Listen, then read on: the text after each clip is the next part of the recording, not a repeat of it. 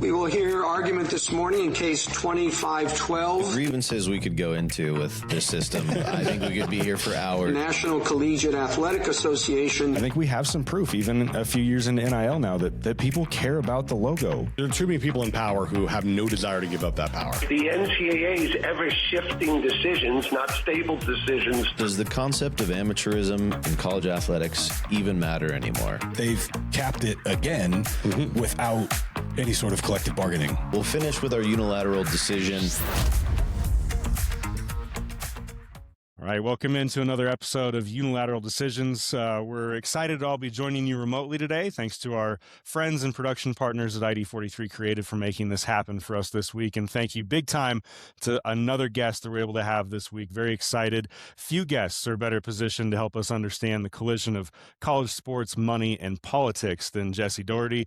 Jesse is a sports enterprise reporter at NOTUS, where he covers the policy, financial, and political forces shaping the future of college athletics. Before joining NOTUS, he spent 9 years at the Washington Post, including extensive reporting on NIL and the business of college sports. He also writes College Sports Money, a newsletter focused on the decisions redefining the industry. Jesse, welcome to Unilateral Decisions. Mike, I need to hire you to do intros for me. That was awesome. Whenever I call a source or someone, I'm just going to tap you in and say, please introduce me. So thanks. I'm excited. We'll get you the recording. It's almost like for 20 years he was paid to promote an entire athletic department. Well, before we get too deep, tell us a bit about your new project with NOTUS. What can listeners expect if they expect to find if they go find you out there? Yeah, no, I appreciate you asking. So I was at the Post for almost a decade. In February, they cut more than 400 people, me among that list. So landed with NOTUS. It's a news outlet in DC that's been really heavy on politics for a few years now, covering Congress, covering the White House. I mean, really covering the hell out of Capitol Hill. And when the Post / its staff, they decided there was an opening and they could do some sports, some lifestyle, some DC-centric coverage. So I feel really lucky to have caught on. I'm kind of doing an amalgamation of everything I covered at the Post in 10 years. So a little bit of baseball. I was on the Nationals beat for a while. Sports and politics is kind of my broader focus. And then that also includes college sports in Capitol Hill. So I kind of say, as I've been telling Hill staffers for a few weeks now since I started, if a sports thing comes on your desk and you have it in you, text me. We haven't quite, learned that routine quite yet, but we're getting there. And but I'm hoping to become the person who you can go to for anytime sports and politics collide. Well, clearly there's nothing going on at the intersection of sports and politics. So. Not even a little bit. Yeah, it's slow. I did not get the memo that I should have spent my last 10 years sourcing up FIFA, but but I maybe should have, because that would have been helpful yesterday. Man, I mean, what a thing. So a lot going on.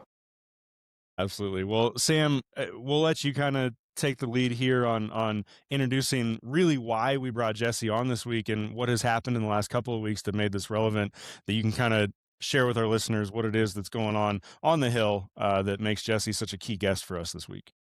Yeah, so, we've been talking a lot on the show, and I'm sure everyone, all of our listeners have heard a lot about, even outside of the show, about discussions regarding the Protect College Sports Act and overall NCAA governance kind of issues that are going across Capitol Hill. Of course, the NCAA has been lobbying, and the conferences have been lobbying for federal legislation to, regulate NIL and the transfer portal and all that for years now. But this is not going to be an episode about that. This is going to be an episode about another hearing that happened last week that Jesse and I were texting back and forth during.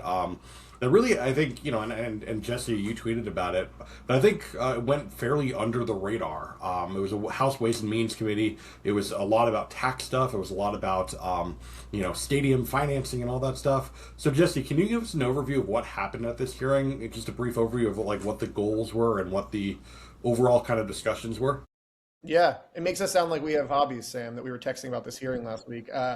But it's a hobby. It's maybe not one that we want to be proud of, but no, it was really interesting, really long too. I think on the front end, the biggest focus of the hearing was on tax-exempt municipal bonds and tax subsidies that states dangle to professional sports teams to get them to move stadiums. So the genesis of it really was that the chair of the Ways and Means Committee is a Republican named Jason Smith. He's represents a district in Southeast Missouri. he brought this hearing, or he pushed for this hearing basically as a reaction to the Chiefs moving from the Missouri side of Kansas City to the Kansas side because of these tax exempt bonds, because of the subsidies that Kansas used to lure them there. There's obviously, a long history of this happening in sports.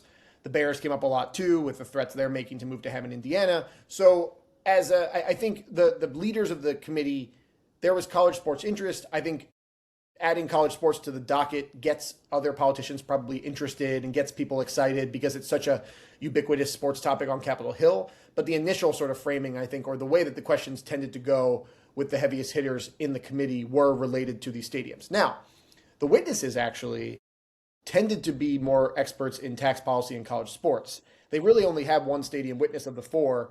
He got a lot of questions. He was a professor from UMBC. But the other three, I would say, were more suited to talk about college sports, talk about taxes on NIL earnings. Taxes on NIL earnings, frankly, was the biggest topic college related. The fact that there is no mandatory withdrawal of taxes when a player earns money for NIL, and the way in which college athletes have gotten in a lot of sticky financial situations because of that. I mean, you're asking 18, 19, 20-year-olds to, take it upon themselves to withhold, money to pay taxes at the end of the year. We can all imagine how that would go. I probably couldn't do that at 32. That ended up being sort of the main focus when they talked to those witnesses. So it was kind of a side project of the hearing, but it got a lot of play because it was what the people they brought in were probably best suited to talk about. Just kind of understanding the takeaways. If I'm a college sports administrator and I see your Twitter feed or I see something else going on out there, but I just need to kind of zoom out and understand what's the takeaway here. What is the takeaway from the meeting, the committee meeting? You mentioned athlete taxes, and we'll get into that in a second, but is there something else coming? Is this, should I assume that there is more conversation to be had at the congressional level about these topics based on the way that the meeting went last week? Yeah. I think it's really interesting. So I talked to some folks who were pretty intimately involved after the hearing. I think if there's going to be some tail for this specifically, it's going to be more on the stadium tax exempt municipal bonds front.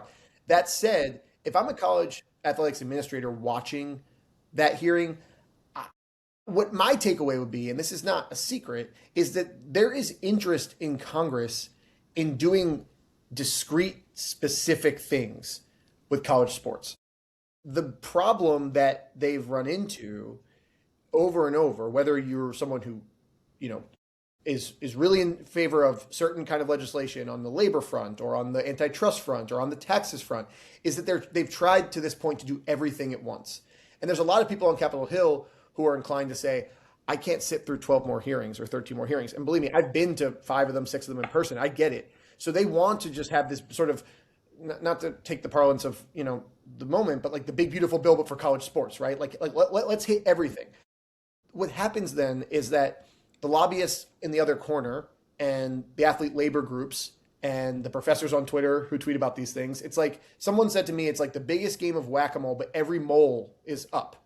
So you're just smacking them all. It's like, so I think if I'm watching that, I'd say, if we really thought we could not only help athletes, but also improve our standing in Congress by passing a narrow bill on a mandatory tax policy for NIL earnings, which I have a hard time finding anyone who argues with that. One of the witnesses, I should say, worked with athletes.org, who's one of the bigger athlete labor groups. Let's say we do that. Maybe even if you think of it cynically from a political standpoint, that could be a gateway to the bigger things we want to do. But there is interest because there was not a dissenting opinion in that hearing about that specific issue. So if I'm watching that, I call my government relations person, I call our lobbyists, and I say, do we have to get everything in one bill? Because to answer your question, Mike, the reason why it's not going to go anywhere immediately is because the Ways and Means Committee in the House is not going to go step on Maria Cantwell and Ted Cruz's toes in the Senate. This bill happening over there has to play out before anything else really pops up. I mean, small things could pop up as drafts. Any politician is free to introduce legislation just to kind of get a one day of decent PR. But in terms of actually getting everyone's attention around something, everything's over there in the Senate now. And just like everything was on the SCORE Act last summer.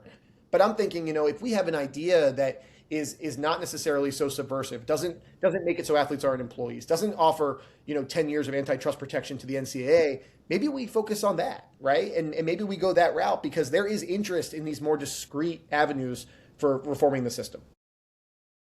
So after the hearing, we actually got a proposed piece of legislation, the Helping Undergraduate Students Thrive with Long-Term Earnings, or HUSTLE Act, just another wonderful example of a backronym in Congress.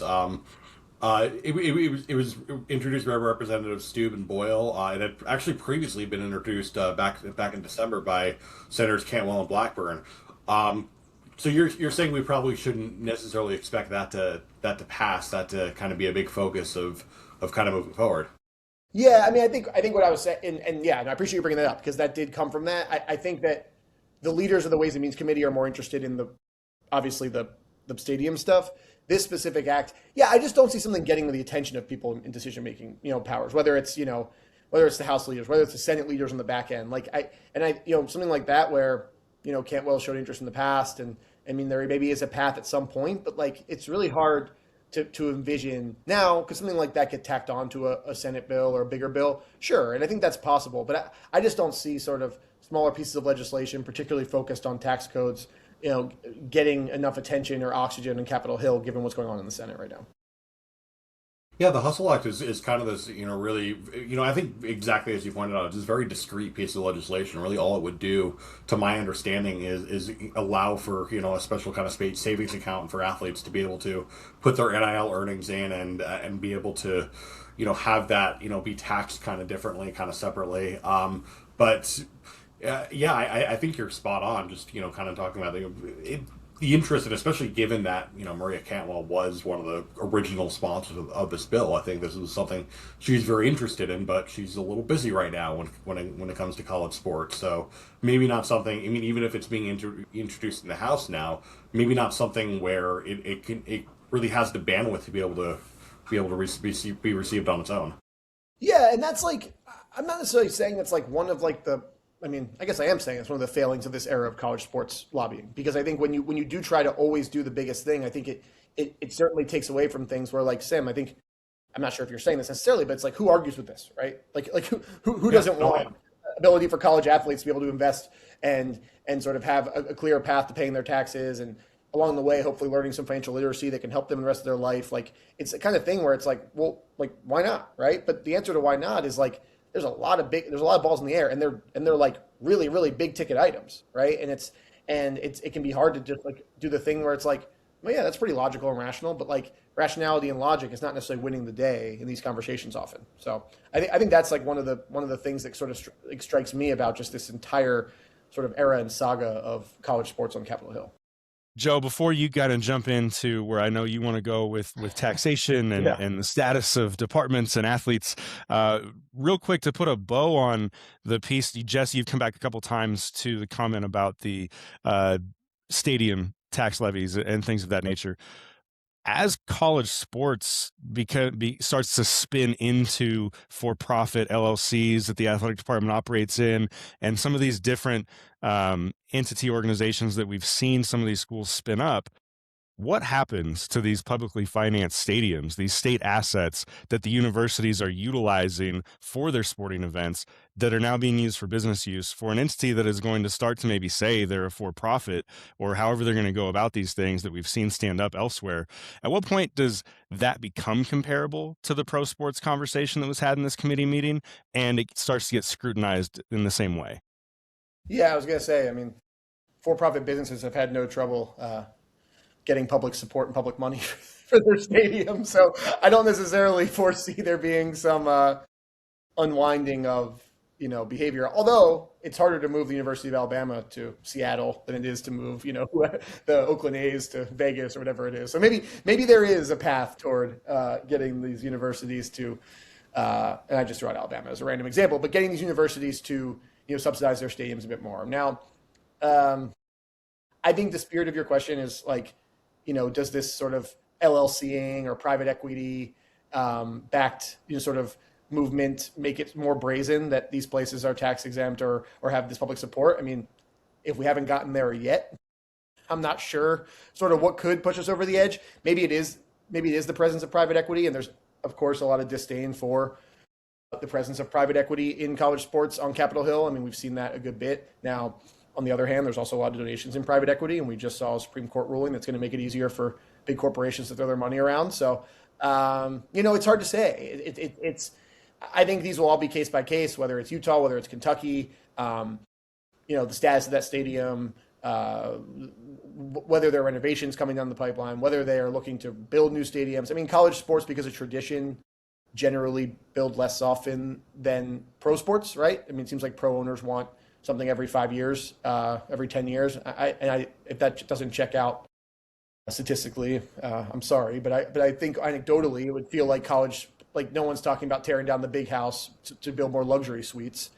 But I do think that you're right. I mean, there's every time you add another sort of capitalistic element to college sports, it puts your tax exempt status, it puts the way in which you sort of interact with your university, with your local government, with your state government, it puts it more in the pressure cooker. So is this the thing that gets us over the edge? I'll be curious to see. Once we get there, I'll have to come back on. We can talk about it because it is fascinating.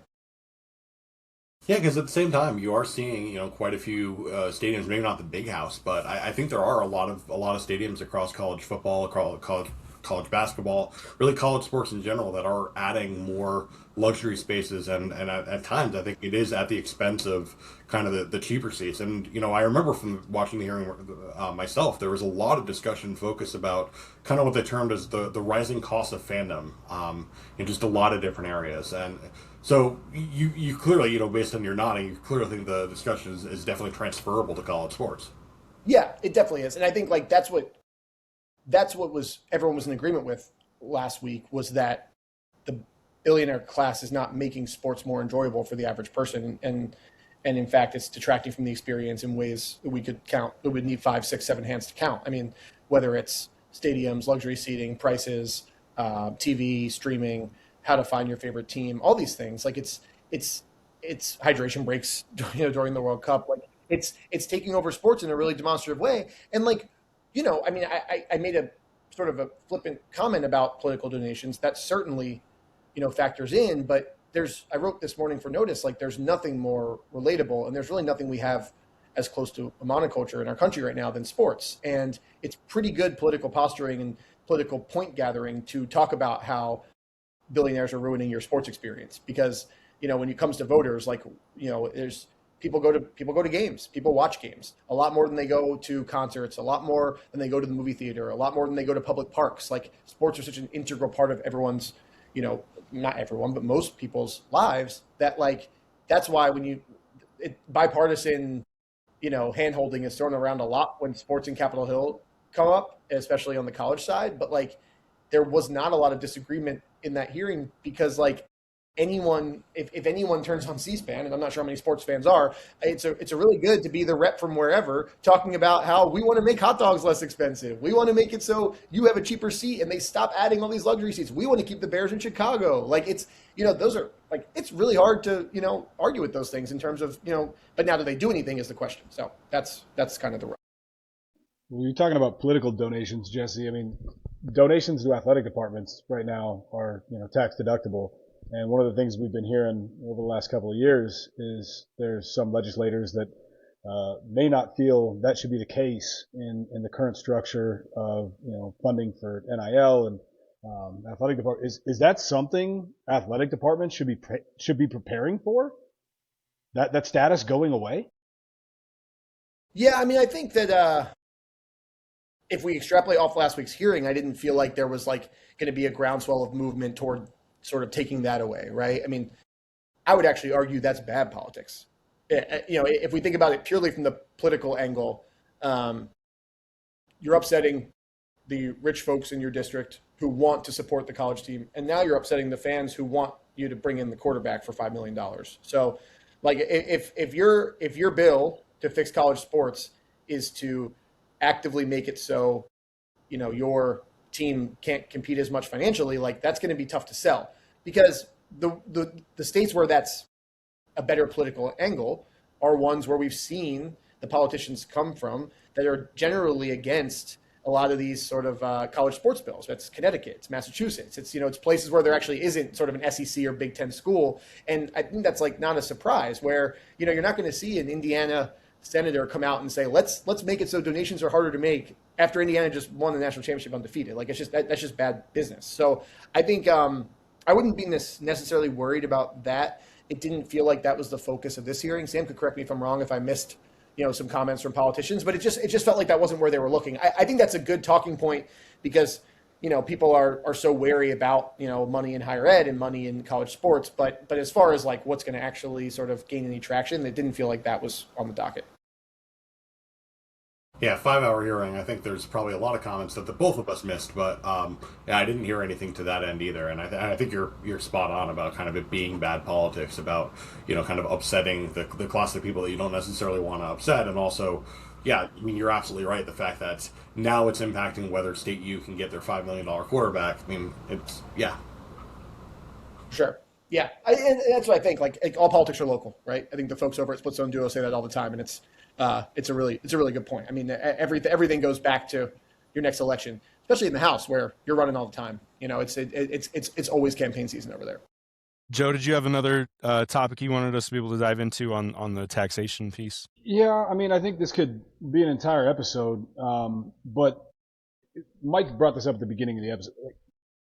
I think primarily our audience is college athletics administrators, and I would say a large majority of those people probably don't know or don't understand, taxing of athletes, and professional athletes get taxed differently depending on where their games are played, and I don't know how it's being structured right now, whether student athletes are being taxed differently based on where they're playing. Mike and I were talking about this, and they're not being paid to play, so my guess is this is not implemented at this point in time.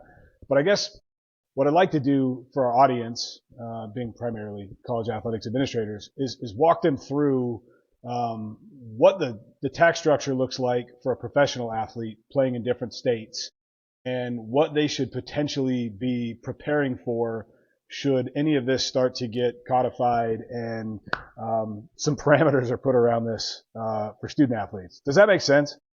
Yeah, I mean, and I also think that if college administrators don't understand the tax code, I should apply for a college administrator job. Sounds like I'm qualified. Sounds like you've got they love consultants in college athletics. Sounds like you've got a heyday waiting for you. Yeah, I mean, so pro athletes are taxed where they play. I mean, there was a lot of talk in the hearing about the Seahawks players getting taxed heavily because the Super Bowl was in California. And, I think I said this on X, Twitter, whatever you like to call it, that, the hearing was really relatable until we started talking about Sam Darnold getting taxed a little more. And now you probably lost the average voter. Oh no, who's going to think about Sam Darnold's, money as he wins the Super Bowl? I don't think that one was landing in the way that maybe the politicians wanted it to. But yeah, I mean, it's baseball. I cover baseball for a long time, and so depending on where you play that week, you're taxed, and that's two cities a week. NBA it could be 3 or 4. It's if you're a college administrator, I think if that ever did come to pass, you better beef up your maybe finance department to a degree. I think it's a lot of paperwork, especially if you're processing that. I mean, I think this is a whole other episode. Right. If the players were ever to unionize and become employees, then a lot of that work gets offloaded to a players association. So then in that case, like maybe the colleges wouldn't have to handle quite as much of the burden of figuring all that out, paperwork wise and logistics wise. But in college, that's a whole other can of worms, that was not part of this hearing at all specifically, but obviously in the NFL and NBA and MLB, if a player has a problem with their paycheck or their taxes, they're calling their union rep and they're talking to the PA first. So that tends to help, I guess, work out some of those logistics. But yeah, I mean, it's tricky. It's really tricky, and there was interest in that in the hearing as well. I don't think it necessarily is being connected to college sports. I understand the question about what administrators could expect, but I think mostly it's just more of a headache, and both for the athletes and for the people sort of responsible for their well-being on campuses. Well, luckily, most business offices in college athletics are appropriately staffed and going to be completely prepared to handle all of this new paperwork. A similar topic about athlete taxation and kind of that outcome from this committee meeting. I have strong feelings and opinions, and maybe we'll get to those in a second. But just to kind of lay the groundwork of where things currently stand, these athletes who are making their revenue share dollars directly from schools, the direct payments from the schools through the House settlement, these are currently kind of in this forever. These athletes have been paid via scholarship, right? Whether that was Alston payments or cost of living, and there's really no taxation concern with these scholarships. There's a whole thing about whether or not parents should be, claiming them as dependents when they're making enough money to live on their own and all of that piece. But directly for the athletes themselves, these new payments for their NIL rights that in my mind, really make these athletes independent contractors, 1099s. They need to be doing their own withholdings at this point. But there's been a lot of discussion about whether or not these should be tax exempt, these earnings specifically for these athletes. And Sam and I went back and forth on this a little bit about whether or not, kind of the same thing you brought up, good politics, bad politics, whatever that looks like. Where do you feel like that sits with this? In my mind, there's really no excuse for this income to be tax exempt for the athletes who are getting paid for their likeness, just like anybody else in the world. But given the politics of all of this, where do you think that sits post this committee meeting? And where do you think that conversation will be heading? Yeah, I mean, I think the reality is, or the way that the hearing unfolded was that there were three witnesses, at least two of them, who made really convincing arguments that a lot of these earnings are not tax exempt. It's just on the athlete to figure out how to pay those taxes, right? At the end of the year, scrambling in March, scrambling in February, acting almost like, as freelancers, independent contractors. And it's, I think it's pretty good politics, at least to me. I can't think of a way in which it's not to try to deliver on what those witnesses were asking for, which was some sort of federally mandated way to just have these athletes taken care of on the front end, so they're not scrambling in February to sort of figure out, what they need to pay, what wasn't withheld, how much money did I have to put aside. I mean, there was, and I think maybe the bigger question was sort of similar to what we posed before, is like, what is the efficacy of these donations that go straight toward these salaries for athletes? What is sort of the efficacy of not having them be tax exempt? Now, that's a really tricky question, because what the department could easily do is not like the way you bookkeep that is, let's say you get a bunch of donations, but you actually just use those for softball equipment, and then you use some money that sort of is earmarked as being tax exempt that wasn't a donation, and you shift that over to the school funded payments for another sport. Like, I think there is now. This is not my area of expertise in terms of how to balance books in college athletics, but I think like you could easily sort of use your donations to sort of cover another area and maybe shift things over to, cover money for athletes. And so I think it gets really tricky of like, if you go down this rabbit hole of let's try to sort of reform the way taxes interact with donations, like what kind of loopholes on the back end are going to exist that was this really worth it in the first place? Like, was that worth a lot of time on Capitol Hill when we know one thing colleges, not just one thing. One thing they're really good at is manipulating their books in order to be compliant, in order to be above board, or seemingly above board. So I don't know if it's necessarily that's like the best use of Congress's time right now, because I just feel like there's just gonna be so many workarounds on the back end. So what does it look like to be able to support an athlete in the way that you feel like was coming out of that committee with this sort of required withholding or what have you? What's a possible mechanism for something like that to solve the thing that came up?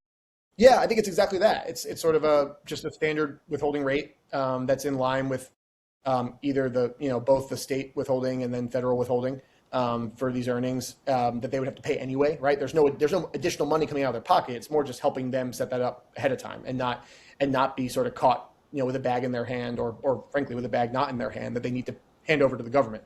And then, there was a lot of talk of like financial literacy courses, and when I hear that, I just imagine like the cybersecurity trainings I do at work that I click through, and like, it's like, so it's like hard for me to like, I think that's all well and good. And I think if you put that in a bill, it looks good. Like, I don't, if I was 19 making $1.2 million to play left tackle, you're not getting me in a room to talk about financial literacy. You're just not. I'm like, it's just, so that's why I think it's incumbent upon, I think, it was Sam Acho who kept being asked, I think from a few politicians, like, who's supposed to support these athletes? And he kept being like, you, right? To the politicians. Like that's what we're asking for here. Like that we're asking you to be the one to do it, because like a financial advisor can only do so much. A coach can only do so much. A PowerPoint, like we know, can only do so much. But like if you actually were proactive and made this a policy, made this something that, you know, everyone had to abide by, like you're the one who could offer that support that we're asking for. So I thought that was interesting too, because like I could just put myself in the shoes of them. And like, if you were telling me about my taxes at that age, it's going way over my head. So. Well, that's the next wave of college athletics. We're going to put a tax specialist in the back of the football facility, and an investment company in there as well, and they're all going to start taking care of it for the kids. Yeah. Well, and yeah, totally. And I can speak to it a little personally. I mean, the first couple of years of NIL, when I was still working at the university, I partnered with VITA in the community and on campus. And at that time, the athletes were making, you know, they weren't making crazy money. And so they were able to fit within the parameters and the thresholds that VITA is able to support. We did taxes for one athlete, you know, and right. It was a free service that we offered to everybody who wanted to come through. And you know, it starts with education. I think just understanding the fact that taxes are even something you need to worry about is definitely a conversation. I actually agree with Acho to a large degree that it's got to come from somewhere. And it's interesting. I want to know, though, the genuine question, this is not leading in any sort of way, does doing that withholding, does that start to push us closer to employment? I mean, is that another like piece in this, or is that something that can be avoided? It's a great question. It's above my pay grade in the moment. It's not to punt. No, but it's a great question. I mean, it's exactly where my brain would go to, right? Like, does it require employment? Would it just be another sign that employment is basically already existing without the name of it and without a lot of the, you know, labor law benefits that come with being an employee? It's a great question. I could speak in, you know, like here in Idaho. I'm obviously not licensed in Idaho, but I teach a, you know, employment law case in my HR law class that deals with, you know, Idaho's employment test, and one of the factors is actually like, you know, how payments are made, and specifically, you know, are they 1099 employees, or do they get their taxes withheld? And I think, Jesse, I think you put it perfectly. It's one of those things where it's like, is it actually a question of, is this going to push us over the top, or is this one of those things where we're already, like, the pile of evidence that these athletes are employees is already so far beyond the line that, you know, this one little thing doesn't even matter? I tend to be in the latter camp, because there's so many other factors that are leading towards the conclusion that athletes are employees that I don't think this is necessarily going to change things. But hey, you know, we're still awaiting a court actually making a full decision when we have the Johnson decision of the Third Circuit saying that they're, you know, at least some of them are probably employees. It's, you know, at least a plausible claim. We still don't have a decision from a court saying that they are employees yet. So, you know, this definitely would be more evidence to that front. But yeah. We've been so fortunate to be joined today by Jesse Dougherty from NOTUS. This is uNILateral Decisions, and we love ending every show with our uNILateral decision. And we've been graced by Jesse, who has agreed to be a part of this with us this week. So we're going to jump into it, and hopefully this will lead to a little bit more discussion as well. But Jesse, we'll leave it up to you. Do you want to be put on the spot first, or do you want somebody else in the camp to answer first? Oof. I'll defer. You'll defer. Okay. All right. Well, I'm gonna direct this to Sam right out of the gate. So, Sam, our uNILateral decision for this week, given everything we've talked about, given the committee meeting last week that we've talked through, let's say you are given the opportunity to codify a new federal tax policy for college athletics, one that accounts for athlete compensation, tax-exempt athletic departments, for-profit entities, the use of publicly financed facilities, all the realities of modern college athletics. What is the single most important part of our current system that you would either preserve or change from a federal tax policy standpoint? See, this is kind of a funny thing, because given the conversation we just had, you could argue it's either preserve or change, because it's definitely not something that exists right now, but it's probably something that exists right now. Make them employees. Like, I know that's a dirty word. I know that there's a lot of issues with that. There's a lot of challenges with that, but I am the benefit. I have the benefit of being a state employee right now, employee of the government, and I don't really have to worry that much about taxes every year because it's withhold. It's everything is withheld from my paychecks, and I'm able to just be able to file the taxes and get a nice refund out of it. And yeah, I do some consulting stuff, kind of similar to the NIL stuff. So I have to kind of do that a little bit separately and have to pay those taxes a little bit separately, but being an employee, I mean, we talk about tax withholding. We talk about, maybe there should be a special classification for this. But I think it's Jesse has really kind of taught us today, trying to get something that narrow through Congress right now, which is not necessarily going to be a priority. And if you were actually to make them employees and actually withheld their taxes and actually did all that, like, yeah, you'd see less in your regular paycheck, which I'm always not necessarily fond of, but it makes life a lot easier in April. I can tell you that. Just having to not necessarily have to worry about trying to calculate those taxes, trying to pay those taxes. And I know that it doesn't really address the taxes exempt athletic departments or the for-profit entities or the use of publicly financed facilities, but that is one thing that I think is something that doesn't even necessarily require, it does to a certain extent require a policy change, but just kind of more acknowledging the reality and acknowledging the benefits of that reality, even if there are significant challenges with that reality as well. Awesome. Thank you, Sam. Jesse, what are your thoughts? What's the one thing for you that would either need to be preserved or changed in order for kind of tax policy to catch up to the reality of modern athletics? Yeah, I'm going to take it a little bit of a different direction. One, I think Sam made great points there and solved our question, Mike, about how this dealt with employment. Sam's like, oh, who cares? Just make them employees.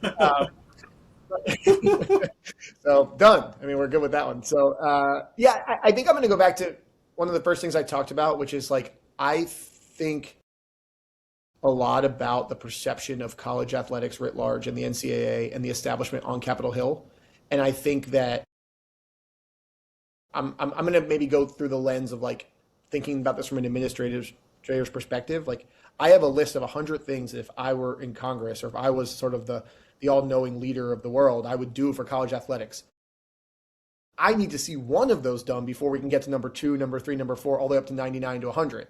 And I think what I would suggest, or what my unilateral decision would be, to just slim down the approach and just try. I mean, probably on the other side of these midterms, to do something like mandatory withholding for college athletes. If you have athlete groups saying that they're in favor, if you have financial advisors who represent athletes saying that there's a real mental health toll in the early part of the year on college athletes because of the way that their money is being handled or not handled, and the way that they're being sort of left out to dry to deal with these really complicated tax codes, then take the win and do that. So I guess my decision is just to go do that. But I think I view it through the prism of like, there's just not a long line of people lining up to help the college sports establishment because you've been asking for the world for so many years now, that I think that a hearing like this, though it was under the radar, though it's not in the Senate, though it's not the big hearing, or it's not the vote everyone's potentially waiting for on the Senate floor, it actually is pretty instructive on what you can get people to agree on when you don't just go for 5 big ticket items at once and try and tick through your whole checklist in one bill. And I think that's maybe instructive for how to move forward with this. Takeaway. Joe, what are you thinking? I'll probably go back to what we were talking about with the entertainment tax and athletes paying different rates based on where they're playing games.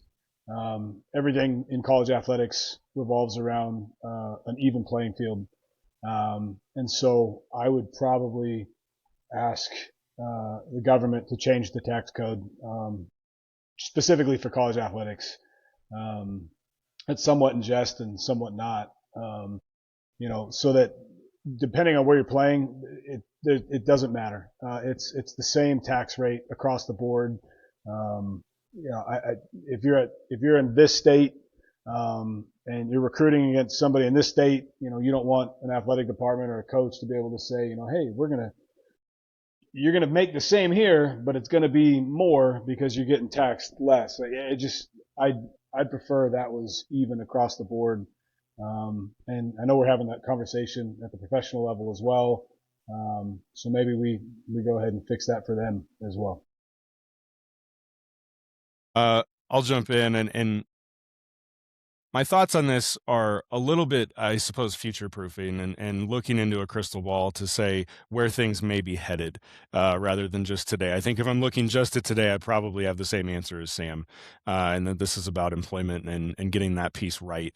I think as we look into the future where there is, we've talked about this on the show a ton. I think there's a high likelihood that there's an outcome where the different sports are treated differently at the collegiate level.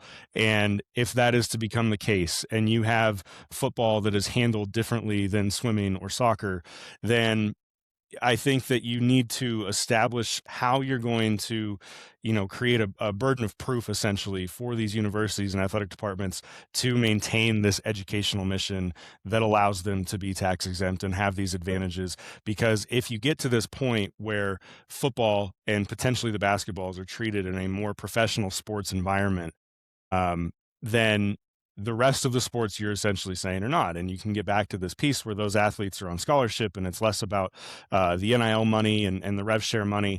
But those sports still need to be in this educational mission component in order for everything we've talked about for them not to be considered employees and for this all to be voluntary and all the things that have gone into this conversation about why these sports are different.